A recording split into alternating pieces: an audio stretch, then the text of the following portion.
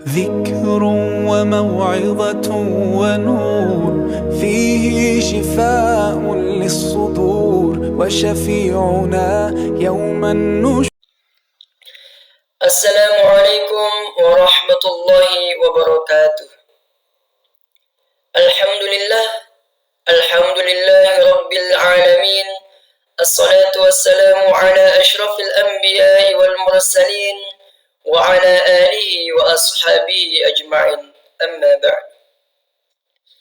Puji syukur kita panjatkan atas kehadirat Allah Subhanahu wa taala, yang mana Allah Subhanahu wa taala masih memberikan kepada kita rahmatnya, sehingga pada hari ini kita masih bisa melakukan aktivitas sebagaimana biasanya.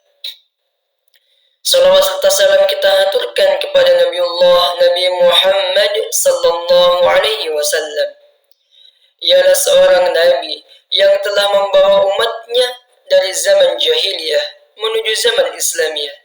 Ialah seorang nabi yang telah menggulung tikar-tikar kejahiliahan, lalu menghamparkan permadani keislaman. Jemaah sekalian yang insyaallah dirahmati oleh Allah Subhanahu wa taala. Pernahkah kita mendengar kata tijarah atau perdagangan? Ternyata perdagangan bisa menjadi salah satu penyebab masuknya kita ke dalam surga Allah Subhanahu wa taala. Namun tentunya ada batasan-batasan yang harus dilakukan oleh seorang pedagang. Ada yang boleh dan ada yang tidak boleh ia lakukan. Dan insyaallah di video kali ini kami akan memberikan sedikit gambaran bagaimanakah cara Rasulullah sallallahu alaihi wasallam dalam berdagang. Silakan simak video berikut ini. Jemaah sekalian yang insyaallah dirahmati oleh Allah Subhanahu wa taala, berdagang menjadi salah satu pekerjaan yang menguntungkan.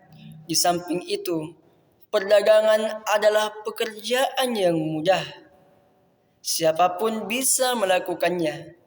Namun, tak jarang dari kemudahan berdagang itu muncul benih-benih kejahatan.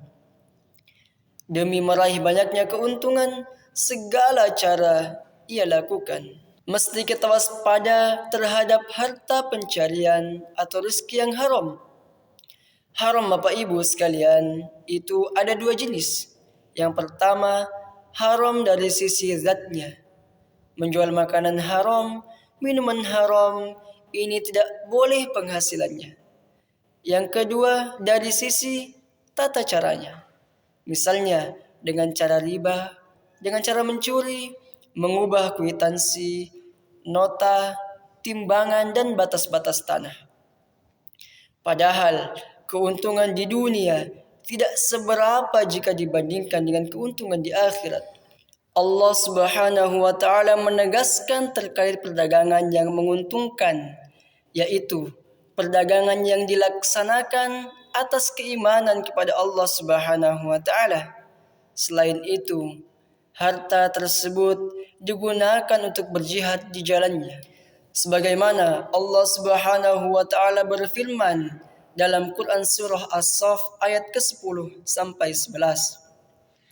A'udzu billahi minasyaitonir rajim. Bismillahirrahmanirrahim. Ya ayyuhalladzina amanu hal adullukum ala tijarah tunjikum min azabin alim. Tu'minu billahi wa rasulihi wa tujahiduna fi sabilillahi bi amwalikum wa anfusikum. Dzalikum khairul lakum in kuntum ta'lamun. Hai orang-orang yang beriman, sukakah kamu aku tunjukkan suatu perniagaan yang dapat menyelamatkanmu dari azab yang pedih? Engkau beriman kepada Allah dan Rasul-Nya dan berjihad di jalan Allah Subhanahu wa taala dengan harta dan jiwamu.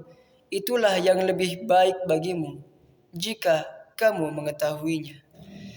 Dijelaskan dalam sebuah buku Ensiklopedia Muhammad, yaitu yang berjudul Muhammad sebagai Pedagang, karya Afzalur Rahman, diungkapkan Selepas wafatnya Abdullah bin Abdul Muttalib dan Siti Aminah, Nabi Muhammad sallallahu alaihi wasallam diasuh oleh kakek beliau Abdul Muttalib, salah seorang pedagang Arab yang sangat terkenal dan sukses. Selepas sang kakek wafat, Muhammad kecil lalu tinggal bersama paman beliau Abu Talib yang juga seorang pedagang. Kegiatan perdagangan suku Quraisy sangatlah teratur.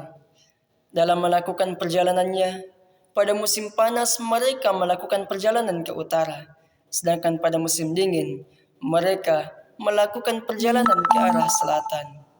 Tradisi ekspedisi perdagangan suku itu diabadikan dalam Quran Surah Al-Quraisy ayat ke-1 sampai 2. Karena kebiasaan orang-orang Quraisy, yaitu kebiasaan mereka bepergian pada musim dingin dan pada musim panas. Sejak Muhammad kecil, Abu Talib sudah mengajaknya untuk ikut dalam berdagang ke negeri Syam misalnya. Bahkan menginjak usia remaja sampai dewasa, bakat dagangnya semakin mengkilap. Beliau pun dipercaya oleh seorang saudagar wanita yang kaya raya bernama Siti Khadijah. Pamor Nabi Muhammad sallallahu alaihi wasallam sebagai seorang pedagang begitu masyhur berkat kejujurannya. Kepiawaiannya dalam berdagang ditambah dengan keuletan dan kejujurannya menjadikan Nabi Muhammad sallallahu alaihi wasallam seorang pedagang yang sukses. Siti Khadijah pun terpesona dengan akhlak dan kejujuran Nabi Muhammad sallallahu alaihi wasallam dalam menjajakan dagangannya itu. Singkat cerita, Siti Khadijah pun menjadikan Nabi Muhammad sallallahu alaihi wasallam sebagai pasangan hidupnya. Setelah menikah dengan Siti Khadijah, perekonomian Nabi Muhammad sallallahu alaihi wasallam mengalami peningkatan. Namun, walaupun ekonominya sudah mapan, tetapi beliau tidak menjadikannya menumpuk kekayaan. Kekayaan yang ia miliki bersama istrinya dipakai untuk membangun masyarakat muslim.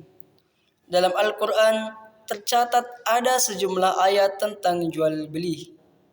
Ayat tersebut antara lain, "Hai orang-orang yang beriman, belanjakanlah di jalan Allah sebagian dari rezeki yang telah kami berikan kepadamu, sebelum datang hari yang pada hari itu tidak ada lagi jual beli dan tidak ada lagi syafaat, dan orang-orang kafir itulah orang-orang yang zalim." Quran Surah Al-Baqarah ayat ke-254. Padahal Allah Subhanahu wa Ta'ala telah menghalalkan jual beli dan mengharamkan riba. Quran Surah Al-Baqarah ayat ke-275. Setelah kita mengetahui sejarah Rasulullah sallallahu alaihi wasallam juga seorang pedagang, apakah kita masih malu untuk berdagang? Sedangkan Rasulullah sallallahu alaihi wasallam yang jelas-jelas manusia paling mulia sepanjang zaman juga berdagang. Marilah kita mulai untuk mengecek diri kita masing-masing. Panutan hidup kita pun berdagang. Itu adalah contoh yang benar-benar nyata bahwa Allah Subhanahu wa Ta'ala menyerukan umatnya untuk berdagang. Tentunya berdagang dengan cara yang halal, legal, dan sesuai dengan syariat agama Islam. Bukan hanya Rasulullah sallallahu alaihi wasallam saja, para sahabat pun yang dijamin masuk surga sebagian besar adalah pedagang, pebisnis, ataupun pengusaha. Isyarat ini sudah jelas bahwa jual beli atau berdagang adalah cara mencari rezeki yang dianjurkan. Di sana dibuka luas pintu rezeki Allah. Keuntungan berdagang atau jual beli memiliki dimensi yang sangat luas. Dari sekedar mencari keuntungan harta. Harta memang penting, tapi tidak sepatutnya harta kita jadikan acuan dalam setiap melakukan kebaikan. Manusia bisa saja terkena siksa api neraka karena hartanya. Begitu juga sebaliknya. Maka perdagangan yang berasaskan iman dan amal menjadi upaya untuk menjauhi siksa dari Allah Subhanahu wa Ta'ala. Setelah kita mengetahui bahwa ternyata Rasulullah Sallallahu Alaihi Wasallam pun adalah seorang pedagang. Apakah kita masih malu untuk berdagang? Coba kita bayangkan, kita melakukan sebuah pekerjaan, mendapatkan penghasilan, plus dikasih bonus oleh Allah Subhanahu wa Ta'ala. Bonusnya, Allah selamatkan kita dari azab yang pedih.